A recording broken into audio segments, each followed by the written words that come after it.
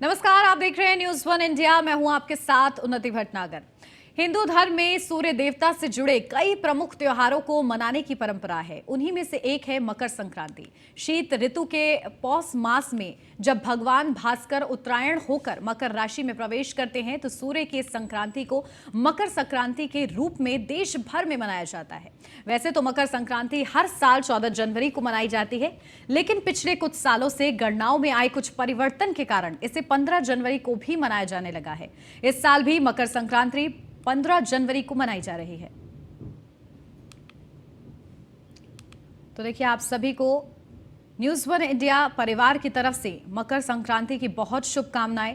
आज इस खास प्रोग्राम में हमारे साथ ज्योतिष अमित पांडे जी जुड़ेंगे और वो हमें मकर संक्रांति का क्या महत्व है, किस तरीके से दान पुण्य करना चाहिए, इन तमाम महत्वपूर्ण बातों पर वो अपना प्रकाश डालेंगे। इससे पहले मकर संक्रांति बड़े ही धूमधाम से मनाई जा रही है। आज भी कई घाटों पर श्रद्धालुओं की भीड़ नजर आई है, तो वहीं कल भी इसे मनाया जाएगा। इसके क्या क्या महत्व हैं, किस तरीके से लोग श्रद्धा के साथ इसे मनाते हैं, क्या लोगों की भावनाएं इससे जुड़ी हुई हैं और किस हर्षोल्लास के साथ लोग मनाते हैं, आज इस खास प्रोग्राम में हम इसी पर चर्चा करेंगे। तो सूर्य की भी उपासना करनी होती है इस दौरान और विशेष महत्व है मकर संक्रांति का, और इसे खिचड़ी भी कहते हैं। आखिर इसे खिचड़ी क्यों कहते हैं, इस पर भी आगे इस विस्तार से इस प्रोग्राम में चर्चा करेंगे।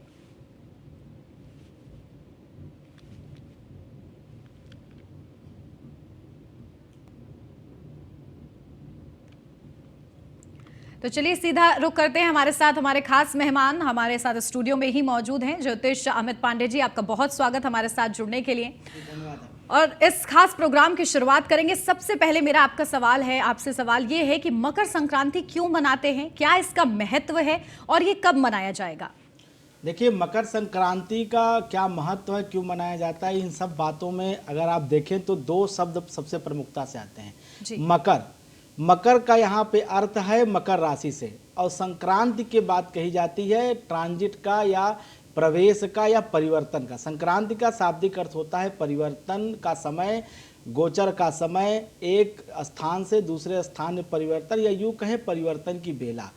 मकर में परिवर्तन होगा। परिवर्तन किसका? जो इस संसार के कारक हैं, जो पूरे संसार में ऊर्जा के स्रोत हैं, भगवान श्री सूर्य नारायण भुवन भास्कर का, उनकी हर महीने एक राशि से दूसरे राशि में गोचर होता है, स्थान परिवर्तन होता है, या 12 महीने का परिवर्तन होता है। उसी क्रम में जब यह 13, 14, 15 जनवरी का जो कालखंड होता है, आप जानते होंगे कि लगभग सूर्य एक राशि में 30 दिन का गोचर करता है। तो यह हर 30वें दिन सूर्य का गोचर बदल जाता है, कभी 29 दिन में, कभी 30वें दिन में, कभी 30 दिन से कुछ अधिक समय जाता है, गोचर होता है। उसी क्रम में माघ या पौष के महीने में, जैसे वर्तमान में माघ का महीना चल रहा है, जो साल 2023 में मकर संक्रांति पड़ रही है, या माघ के महीने में पड़ रही है, और माघ के महीने में भगवान श्री सूर्य नारायण धनु राशि को छोड़ करके मकर राशि में प्रवेश कर रहे हैं, और इसीलिए इसे मकर संक्रांति कहा जाता है। मकर संक्रांति का सबसे बड़ा महत्व ये होता है कि हमारे शास्त्रों में कहा गया है, गोस्वामी तुलसीदास जी रामचरितमानस जब लिखते हैं तो उसमें कहते हैं कि माघ मकर गत रवि जब होई, तीरथ पतिया वहु सब कोई। मतलब ज्योतिषीय गणना के आधार पे, सूर्य के चाल के आधार पे हमारे समाज द्वारा, हमारे सनातन धर्म द्वारा सभी कार्यों के नियम सिद्धांतों को बनाया गया है। मतलब एक तरह से यह वैज्ञानिक आधार है, खगोलीय गणना है। उसी के आधार पर ही आपको कब क्या करना है, किस मौसम में आपको तीर्थों में जाना है, किस मौसम में आपको शादी विवाह करना है, कब नए घर बनाने हैं, कब आपको क्या करना है, ये तमाम बातें जो है खगोलीय गणनाओं के आधार पे बताई गई हैं, आदेश किया गया। शास्त्र में हर बात के लिए एक रास्ता, एक मार्ग बताया गया है, और उसका मुख्य आधार सूर्य और चंद्रमा की गति है। सूर्य और चंद्रमा की गति के आधार पे बताया गया। तो गोस्वामी तुलसीदास जी लिखते हैं कि माघ मकर गत रवि जब होई, तीरथ पति आवो सब कोई। मतलब जब मकर राशि में सूर्य प्रवेश कर जाता है, रवि मतलब सूर्य जब प्रवेश कर जाता है, उसी समय जितने भी सनातन धर्मावलंबी हैं, जितने भी जनमानस है, वह तीर्थराज प्रयाग में आता है और संगम में स्नान करता है। मतलब यह परंपरा आज की नहीं है, यह परंपरा कई वर्षों पुरानी है, हजारों लाखों वर्ष पुरानी है, कई युगों से चलने वाली परंपरा है। तो मकर संक्रांति का पर्व जो है, ये जो अभी जो आज इस बार जो पड़ रही है 15 जनवरी 2023 को मनाई जा रही है, उसके पीछे कारण यह है कि ग्रहचाल बदलते रहते हैं। कभी कभी ग्रह मंद हो जाते हैं, कभी कभी अतिचारी हो जाते हैं। ज्योतिष शास्त्र में इसको अतिचारी कहा जाता है, जब कोई चीज जल्दी गति करता है, कोई ग्रह जल्दी गति करता है। लेकिन जब मंद होता है तो मतलब कोई घटना धीरे होगी, कम, थोड़ा समय लेके प्रोसेस उसका कम हो जाता है। तो ऐसे में इस बार यह 15 जनवरी 2023 को मनाया जाएगा, क्योंकि जो सूर्य की संक्रांति हो रही है मकर राशि में, वह 14 जनवरी को हो रही है शाम 8:57 पे। और जब संक्रांति या कोई पर्व रात में पड़ती है तो वो नहीं मनाई जाती, क्योंकि रात में नदियों में स्नान करना निषेध कहा गया है शास्त्रों में। तो जब अगला सूर्योदय होगा, सूर्य के अगली किरणों के साथ उषा काल में स्नान की परंपरा कही गई है। इसलिए इस बार 15 जनवरी 2023 को मकर संक्रांति मनाई जाएगी। और 15 जनवरी को ही वो पुण्य काल है जिसमें स्नान करना चाहिए, जिसमें आपको दान करना है, जिसमें आपको व्रत दान जो भी आप पूजा पाठ अनुष्ठान इत्यादि करना चाहते हैं उसको करना है। नहीं तो कम से कम स्नान जरूर करें संक्रांति के दिन, और कुछ दान स्वरूप में अन्न का वितरण जरूर करें। यह 2 कार्य हमारे शास्त्र में आपके सामर्थ्य के अनुसार सबके लिए कहे गए हैं। मतलब इसमें कोई भेद नहीं है, अमीर हो गरीब हो, किसी भी जाति वर्ण व्यवस्था से आता हो, यह 2 कार्य सबके लिए शास्त्र ने कहे, क्योंकि यह आपकी सेहत से जुड़ा हुआ है, आपके मन से जुड़ा हुआ है, आपके संस्कार से जुड़ा गया है। कहीं न कहीं यह अनादिकाल से चली आ रही परंपरा है। इसका सीधा प्रभाव आपके मन पे होता है, शरीर पे होता है, आपके वातावरण पे होता है। बिल्कुल। और ज्योतिष जी, इसे खिचड़ी भी कहते हैं, खिचड़ी के रूप में भी लोग इसे मनाते हैं, इसके पीछे क्या कारण है? देखिए, खिचड़ी खाने की परंपरा यह है कि इस दिन जो है खिचड़ी के दान की परंपरा कही जाती है। स्नान करने के पश्चात जैसे ही आप स्नान करके नदी से बाहर आए या आप घर में जब स्नान कर ले, स्नान के बाद पहला काम आपको करना होता है दान, कि आपने अनाज दान किया, तो उसमें खिचड़ी दान करने की परंपरा। खिचड़ी में क्या होता है आप देखें, खिचड़ी एक पूरी तरह से भोजन सामग्री है। उसमें दाल भी होता है, उसमें चावल भी होता है, उसमें नमक भी होता है, उसमें हल्दी भी होती है, उसमें मसाले भी होते हैं, उसमें सब्जी भी पड़ती है। कुल मिलाकर के खिचड़ी के दान की बात कही गई है। तो खिचड़ी का जो दान किया जाता है उसके इसलिए खिचड़ी एक इकलौता ऐसा शब्द है जिसमें आपके लगभग सभी भोज्य पदार्थ का एक साथ प्रवेश हो जाता है, एक साथ समाहित हो जाता है। इसमें आप सब प्रकार के भोज्य पदार्थ दान कर सकते हैं, जिससे किसी की जरूरत पूरी हो सके। हालांकि कालांतर में समय बदलता गया, दान की प्रक्रिया बदलती गई, दान की वस्तुएं बदलती गई, लेकिन फिर भी जो मूल दान की बात कही जाती है उसमें चावल की, दाल की और हल्दी की और नमक की, ये दान की बात कही जाती है हमारे शास्त्र में। इसलिए इसे खिचड़ी कहा जाता है। खिचड़ी का दान करिए अपने सामर्थ्य के अनुसार, चावल का और दाल का, नमक का, हल्दी का, इसीलिए इसको खिचड़ी कहा जाता है कि हमने खिचड़ी दान करी। बाद में लोग दान करने के पश्चात वह खिचड़ी अपने लिए भी बना के घर में खाते हैं, प्रसाद के रूप में, नैवेद्य के रूप में। यह एक परंपरा हमारे शास्त्र में रही है। वैज्ञानिक तर्क भी इसके बहुत मजबूत है, वैज्ञानिक आधार भी है, लेकिन आप विज्ञान से ज़्यादा अपने पूर्वजों के आदेश को मानिए, अपने गुरुओं की परंपरा को मानिए, क्योंकि विज्ञान के सिद्धांत रोज बदलते हैं। विज्ञान का सिद्धांत कोई भी कभी अस्थायी नहीं हो सकता है, क्योंकि वह विज्ञान इसीलिए है क्योंकि वह रोज परिवर्तित होता है। विज्ञान अपने ही तर्कों को आज जिसे सिद्ध करता है, कल 180 डिग्री उससे विपरीत बात कह सकता है। लेकिन जो धर्म है, जो आध्यात्म है, जो हमारे गुरुओं की परंपरा है, जो हमारे पूर्वजों की परंपरा है, वह अकाट्य है, अस्थायी है। जो 1000 साल पहले थी वह आज भी ऐसे और 1000 साल बाद भी ऐसे ही रहेगी। जब सूर्य मकर राशि में प्रवेश करेगा तभी मकर संक्रांति मनाई जाएगी। ये अकाट्य है, ये लाखों वर्षों से चली आ रही परंपरा है। आज हमारे पास लगभग 2500 साल की गणना मौजूद है। तो 2500 साल का तो रिटन हिस्ट्री है आपके पास। इससे पहले भी मनाया जाता, जैसा मैंने अभी रामचरितमानस का उल्लेख किया कि त्रेता युग में भी किस तरह से मकर संक्रांति मनाई जाती रही। भगवान कैसे जब मकर संक्रांति आता था तो लोग तीर्थराज में जाकर के स्नान करते थे उस युग में। बिल्कुल। तो जिस परंपरा के साथ मकर संक्रांति को मनाया जाता आया है, वैसे ही आप लोग भी मनाइए और खिचड़ी को दान कीजिए, जैसा कि बताया है ज्योतिष जी ने। ज्योतिष जी, देखिए किस तरीके से इस दौरान आपको पूजा अर्चना करनी होती है, सूर्य की उपासना करनी होती है, स्नान करना होता है, उसका किस तरीके से, क्या उसका विशेष ध्यान कैसे रखें श्रद्धालु इसको लेकर? देखिए, एक ज्योतिषी की तरह मैं अगर इस पूरे विषय का वर्णन करूं तो आप थोड़ा सा इसको समय दें। मार्मिक बात यह है कि सूर्य की एक राशि है सिंह और शनि की दो राशियां हैं मकर और कुंभ, जिसमें मकर पहले आती है, कुंभ बाद में आती है। सूर्य कौन है? सूर्य शनि के पिता हैं। तो अगर आप इसको थोड़ा सा मार्मिक रूप से देखें तो सूर्य अपने पुत्र से मिलने आते हैं।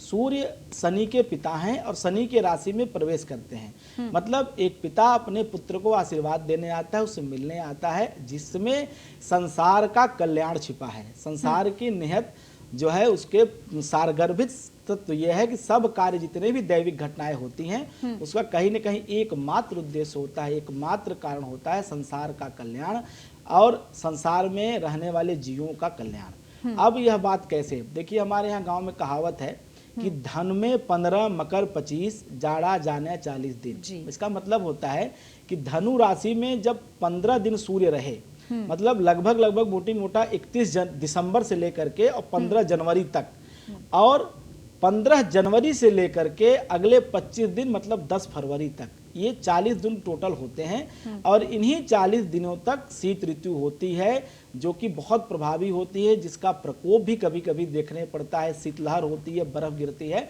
मतलब पूरे जो शीत का प्रकोप है इन्हीं 40 दिनों में होता है। यही शीत का कालखंड होता है। यह एक हमारे यहाँ ज्योतिषियों में लोकाचार की ऐसी कहावत है। अब इन्हीं 40 दिनों में भगवान श्री सूर्यनारायण मकर राशि में आते हैं, शनि के राशि में आते हैं। अब शनि के बारे में कहा गया है कि शनि दुख प्रदो गेयो, और शनि जरा मतलब वृद्ध कृशकाय शरीर का कहा गया है। तो कहीं न कहीं उसको ताप देने के लिए, उसको शक्ति प्रदान करने के लिए, उसको संबल देने के लिए श्री सूर्य नारायण शनि की राशि में गोचर में प्रवेश करते हैं, जिससे संसार में जहाँ शीत ऋतु आती है वहीं पे फसलों के लिए बहुत अच्छा हो जाता है। शीत ऋतु के आने की वजह से मौसम का संतुलन बना रहता है। तमाम ऐसी अच्छी चीज़ें होती हैं। सिर्फ इसका एक नकारात्मक प्रभाव शीत नहीं होता, अपितु अगर शीत ना हो तो मौसम का संतुलन बिगड़ जाता है। तो ऐसे में जहाँ सूर्य शनि के पिता हैं, वही संसार के भी तेज के कारक हैं, ऊर्जा के कारक हैं। पूरी संसार में औषधियों का महत्व बना रहे, अन्न का महत्व बना रहे, अन्न उत्पादन हो, तमाम विषयों को लेकर के यह खगोलीय घटना है। लेकिन हमारे लिए सूर्य भगवान है, सूर्य नारायण है। और जब वो सूर्य इसमें प्रवेश करते हैं तो जिसका भी सूर्य खराब है, मान लीजिए सूर्य तुला राशि का है, या सूर्य जो है राहु के साथ पीड़ित है, या सूर्य शनि के साथ कहीं फंसा हुआ है आपकी जन्म कुंडली में, तो ऐसे में आदित्य हृदय स्रोत का पाठ करना, सूर्य को अर्घ्य देना, और सबसे महत्वपूर्ण बात, आप कि कुंडली में कैसा भी सूर्य का दोष हो, ग्रहण का सूर्य हो, राहु सूर्य की युति हो, सूर्य तुला राशि का हो, अगर आप मकर संक्रांति के दिन या जब सूर्य ग्रहण होता है उस दिन किसी भी देश की तीर्थ में जाकर के पवित्र नदी में अगर आप स्नान करेंगे तो जितना फल आपको 1.25 लाख जप करने से मिलेगा सूर्य से, उतना ही फल आपको उस समय उस विशेष पुण्य काल में, जिसे शब्द को समझिए आप, पुण्य काल कहा गया है। पुण्य का अर्थ ही होता है कि आपके पापों का नाश करने का सामर्थ्य जिस समय में है, जिस वेला में है, पुण्य काल कहा जाता है। तो अगर आपके ऊपर कोई रोग दोष या ग्रह दोष पीड़ा चल रही है, उससे मुक्ति के लिए अगर आप संक्रांति काल में जो पुण्य काल होता है, जैसा कि इस बार 7:15 से लेकर के सुबह 9 बजे के बीच में है 15 जनवरी के दिन, ऐसे में अगर आप गंगा में, जमुना में, नर्मदा में, क्षिप्रा में, कावेरी में, गोदावरी में, किसी देश की पवित्र नदी में जा करके अगर आप स्नान करते हैं तो निश्चित रूप से आप पाप मुक्त होंगे, रोग मुक्त होंगे, दोष मुक्त होंगे। अगर आप स्नान करने में असमर्थ हैं तो केवल गंगा जल से अगर आप आचमन भी करते हैं तो इससे भी आपको सूर्य की पीड़ा से मुक्ति मिलेगी। बेहद ही महत्वपूर्ण बात आपने बताई है कि किस तरीके से आप अपने दोषों को मुक्त कर सकते हैं महज स्नान मात्र से, उपासना करने से। लेकिन ज्योतिष जी, इस दौरान क्या आपको दिनचर्या रखनी होती है? हम कैसे मकर संक्रांति मनाएं, मतलब दिनचर्या की शुरुआत हम कैसे करें और कैसे इस दिन का समापन करें? देखिए, सूर्योदय के साथ आप बिस्तर का त्याग करें। उसके बाद सर्वप्रथम आपको काम सुबह के समय स्नान का होता है। स्नान ही इसका मुख्य आधार है। इस पूरे त्योहार का, पूरे संक्रांति का जो आधार है वह यह स्नान ही है। स्नान है, उसके पश्चात दान है। यह 2 ही काम आपको करने हैं। ये 2 काम आप करें। अगर आप कुछ सूर्य उपासना करना चाहते हैं, सूर्य को अगर आप प्रसन्न करना चाहते हैं तो सूर्य अर्घ्य प्रदान कर दें। विशेष साधना करना चाहते हैं तो सूर्य के मंत्र हैं ओम गणी सूर्याय नमः, या ओम आ कृष्ण रसा वर्तमानो निवेशन मृतम मृतंच आ कृष्ण रसा वर्तमानो निवेशन मृतम मृतंच पश्यान देव भुवनानि पश्यन्। ये जो सूर्य का वैदिक मंत्र है, इसका आप जब कर लें, आदित्य हृदय स्रोत का पाठ कर लें। ऐसा कुछ भी आप कर सकते हैं। नहीं तो स्नान करें, दान करें खिचड़ी का, उसके पश्चात श्री सूर्य नारायण को अर्घ्य दें। इतना करने से भी आपका पूजा, आपका संकल्प पूर्ण माना जाएगा। अगर सूर्य की दशा चल रही है, सूर्य पीड़ा दे रहा है, तो आप अनुष्ठान करें। सूर्य को प्रसन्न करने के लिए आदित्य हृदय स्रोत आदि का पाठ करने से आपकी दिनचर्या पूर्ण होगी। प्रयास ये करें कि इस दिन जो है आप स्नान जरूर करें, और कोई प्रक्रिया पूरी करें या ना करें, लेकिन स्नान इस दिन जरूर करना चाहिए। अगर आप रोग की अवस्था में हैं, जरा की अवस्था में हैं, तो ऐसे में आप गंगा जल से आचमन करें।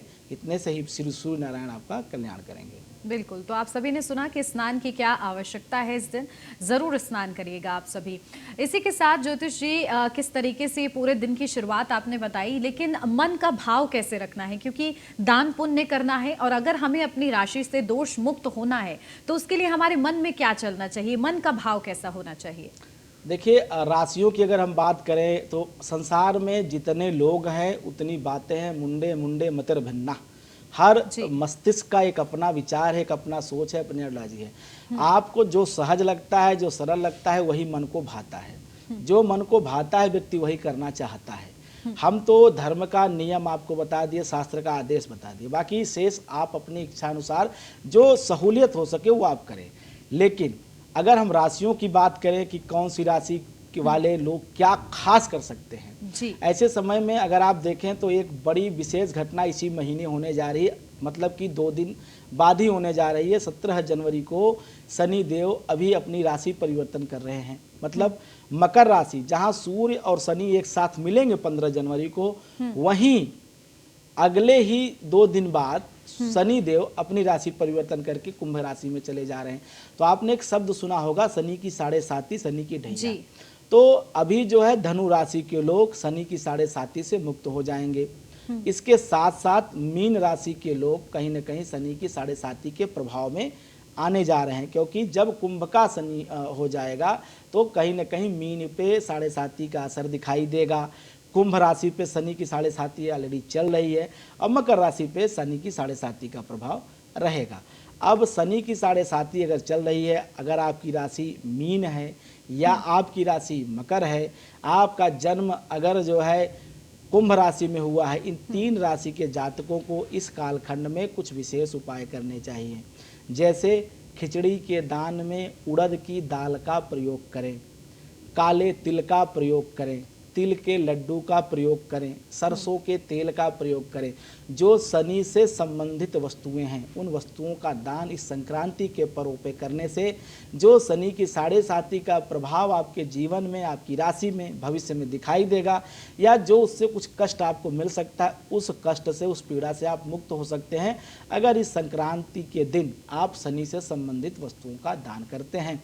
जैसा मैंने पहला बताया, काला तिल, चावल, उड़द की दाल, ये जो तमाम वस्तुएं हैं, दान करने से शनि की प्रीति मिलती है, शनि की पीड़ा से मुक्ति मिलती है। इसके साथ साथ ऊनी वस्त्रों का दान, जैसे काला कंबल इत्यादि अगर आप ऊनी देते हैं तो इससे भी शनि की पीड़ा से मुक्ति होती है। क्योंकि शनि जो है, जब नवग्रहों की बात आती है तो शनि उसमें दुख का कारक कहा गया है, और शनि उसमें जो है ऐसे लोगों का कारक कहा गया जो वंचित हैं, जिन्हें संसार में कम से कम संसाधन है, जिनके पास जरूरत की चीज़ें उपलब्ध नहीं हैं, तो ऐसे में वो शनि स्वरूप माने जाते हैं।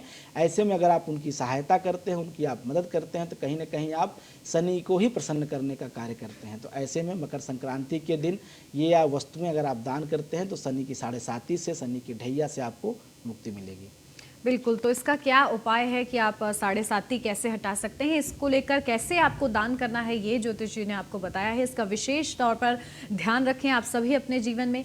जिस तरीके से ज्योतिष जी आपने बताया कि परिवर्तन होता रहता है, आने वाले दिनों में भी परिवर्तन होगा, ये परिवर्तन राशियों पर क्या प्रभाव डालेगा, अलग अलग राशियों पर? देखिए, शनि का जो राशि परिवर्तन है यह हर राशि के लिए प्रभावी होगा और बहुत मजबूती से प्रभावी होगा। क्योंकि एक तो बड़ी बात होती है कि शनि बहुत लंबे समय तक चलता है। आप जानिए कि ज्योतिष के 3 विभाग कहे गए हैं, जिसमें एक फलित है, एक गणित है और एक संहिता है। तो संहिता में शनि के गोचर को सर्वाधिक महत्व दिया गया है, क्योंकि एक राशि में शनि सर्वाधिक 2.5 वर्ष तक रहता है। जहां चंद्रमा 2.5 दिन रहता है, वहीं शनि 2.5 साल रहता है। तो सर्वाधिक अगर कोई पूरे भौगोलिक घटना को, पूरे संसार के चक्र को अगर कोई प्रभावित करता है तो शनि महाराज करते हैं। इसलिए शनि का इतना महत्व है ज्योतिष शास्त्र में। अब शनि चूंकि परिवर्तन हो रहे हैं 2.5 साल बाद, तो कहीं ना कहीं परिवर्तन भी बड़े ढेर सारे होंगे, हर राशि के लिए खास हो जाएगा। जैसे अभी तक जो स्थिति लाभ की बनी हुई थी कुछ राशियों के लिए, और कहीं ना कहीं नुकसान। जैसे अभी तक जो वृषभ राशि की स्थिति थी, तो वृषभ राशि के लिए ये जो गोचर था ये भाग्य भाव का गोचर रहा, भाग्य भाव का गोचर रहा। अब यह गोचर दशम का हो जाए, मतलब वृषभ राशि के लिए जहां भाग्य से बाधा थी, पिता के लिए कष्ट था, वहीं अब उनकी नौकरी जीविका के लिए अच्छा हो जाएगा, नौकरी मिल सकती है। इसी तरह से अगर हम बात करें मेष राशि के लिए, तो मेष राशि के लिए दशम का गोचर था, मतलब काम ठीक था, काम ढेर सारे थे, लेकिन अब ये लाभ भाव में चला जाएगा। तो शनि जब लाभ भाव में होता है तो पुरस्कार आदि राजनीति के क्षेत्र में बड़ा लाभ देता है। इसी तरह से हर राशि के साथ कुछ अच्छा कुछ बुरा लेके आ रहा है, लेकिन सावधानी बरतनी है कर्क राशि के लिए, सावधानी बरतनी है तुला राशि के लिए, क्योंकि कर्क और तुला की ढैया है। सावधानी बरतनी है मकर राशि के लिए, कुंभ राशि के लिए और मीन राशि, क्योंकि इनके लिए 7.5 ही है। इनको कुछ खास करके अभी मध्य चल रहा है मकर राशि का, तो मकर राशि का कुंभ राशि के लोगों के लिए विशेष सावधानी रखनी चाहिए, विशेष पूजा पाठ, विशेष उपाय दान करना चाहिए। शनि के मंत्रों का जप भी करना चाहिए था संभव। इस कालखंड में जो 2.5 साल शनि गोचर करेगा, कभी भी आप जो है शनि का 1.25 लाख जप ओम संग शनिश्चराय नमः कर लें, इससे बहुत लाभ मिलेगा। क्योंकि शनि की 7.5 वर्षों तक आपको कहीं न कहीं थोड़ा बहुत 20% 25% प्रभावित करेगा। आपकी कितनी भी अच्छी कुंडली हो, कितनी भी अच्छी ग्रह दशा क्यों ना हो, खूब भाग्येश की दशा चल रही हो, पंचमेश की दशा चल रही हो, राजयोग चल रहा हो, लेकिन उसमें भी कहीं ना कहीं बाधा खड़ा कर देता है। अगर आपकी राशि में 7.5 का प्रवेश हुआ है, अगर आपकी मकर राशि है, कुंभ राशि या मीन राशि है। बिल्कुल। और ज्योतिष जी देखिए, आपने शुरुआत में कहा था कि विज्ञान से हटकर हमें पूर्वजों के आदर्श पर चलना है। विज्ञान कहता है कि मकर संक्रांति के दिन से ठंड जो है कम होने लग जाती है और इससे क्या एक अंदेशा इससे माना जाता है, लेकिन अगर हम माने तो आखिर ऐसा क्यों होता है? देखिए, ठंड का असर कम हो जाता है, विज्ञान ऐसा मकर में क्यों कहता है। मकर चूँकि अगर आप देखेंगे तो खगोल में 2 रेखाओं की बात की जाती है, मकर रेखा कर्क रेखा, जो कि पृथ्वी के दोनों तरफ बांटने की बात करती है, जैसे समय रेखा भी आप जानिए, जिससे समय का निर्धारण भी किया जाता है। लेकिन जो ठंड की बात है, तो हमारे यहाँ तो शास्त्र भी कहते हैं कि अभी 40 दिन ठंड रहेगी, क्योंकि मकर राशि में अभी 15 दिन कम से कम 25 दिन कम से कम ठंड रहती है। अब मकर में जब गोचर होता है तब ताप बढ़ता है। ताप इसलिए बढ़ता है कि धनु में जो है, अभी तक आप देखें तो 25 दिसंबर तक धनु राशि में जब तक सूर्य रहता है तब तक वह कमजोर होता है, पीड़ित होता है। अब मकर राशि में जब प्रवेश कर जाता है सूर्य, तब यहाँ से सूर्य को शक्ति मिलनी शुरू होती है और यह धीरे धीरे धीरे धीरे आगे बढ़ता है, इसकी शक्ति बढ़ती है। इसीलिए आप देखेंगे कि मकर राशि में प्रवेश करने के बाद दिन जो है वो थोड़ा सा बड़ा दिखाई देने शुरू करता है, क्योंकि 25 दिसंबर जो है सबसे छोटी रात सबसे छोटा दिन होता है, सबसे लंबी रात होती है 25 दिसंबर के दिन। अब 25 दिसंबर के बाद 26 दिसंबर से एक एक सेकेंड, एक एक मिनट लगभग जो है दिन बड़ा होना शुरू होता है, रात छोटे होने। तो 15 कहीं न कहीं 15 जनवरी या 14 जनवरी जो मिड ये जनवरी का समय होता है, यहाँ सूर्य जो है इतना गति आगे कर चुका होता है कि लगभग जो है सूर्य की शक्ति बढ़ने लगती है और यह सूर्य की शक्ति जाकर के 13 फरवरी तक लगभग ठीक हो जाती है और 21 मार्च आते आते 21 मार्च तक दिन और रात बराबर हो जाते हैं। मतलब आप 15 जनवरी से लेकर के 15 फरवरी 30 दिन और लगभग 28 दिन होती है। ये जो टोटल जो कालखंड होता है 40-50 दिन का, इसमें सूर्य की शक्ति बढ़ती है, सूर्य धीरे धीरे अपनी पीड़ा से मुक्त होता है। तो इसीलिए ऐसा साइंस कहता है, जैसा अभी आप जिक्र कर रही थी कि साइंस कहता है कि 15 जनवरी के बाद जब सूर्य मकर में आता है तो ठंड कम होने लगती है। लेकिन चूंकि मैंने पहले कहा कि साइंस से कोई भी सिद्धांत हमेशा स्थिर नहीं रहता, ये बदलता रहता है, तो ऐसा मेरा मानना है कि ये कोई अकाट्य सत्य। हाँ, इतना जरूर है, दिन और रात के बारे में अगर आप बात करेंगे तो जो हमारे ज्योतिष शास्त्र में रात्रिमान और दिनमान निकालने की परंपरा है कि रात 10 घंटे की हो गई, दिन 12 घंटे का हो गया है, तो सर्वाधिक जो सबसे कम अगर दिनमान कभी होता है तो 25 दिसंबर का होता है और 26 दिसंबर से दिनमान अधिक होने लगता है, दिनमान बढ़ने लगता है, दिन बढ़ने लगता है और 15 जनवरी आते आते ठीक ठाक दिन के समय में, दिन के कालखंड में वृद्धि हो जाती है। इसलिए ऐसा कह सकते हैं कि सूर्य जो है मजबूत हुआ और ठंड कम हो, लेकिन ऐसा कोई ये सटीक सिद्धांत नहीं कहा जा सकता। बिल्कुल। और ज्योतिष जी, आपने बेहद ही सरल भाषा में समझाया है। विज्ञान की भाषा थोड़ी कठिन है, लोगों को समझ में भी देर से आती है, लेकिन मकर संक्रांति का आप महत्व समझ चुके होंगे इस खास प्रोग्राम के माध्यम से। एक बार फिर से आप सभी को बहुत बहुत शुभकामनाएं मकर संक्रांति की। इसी के साथ इस बुलेटिन में बस इतना ही। आप बने रहिए न्यूज़ 1 इंडिया के साथ।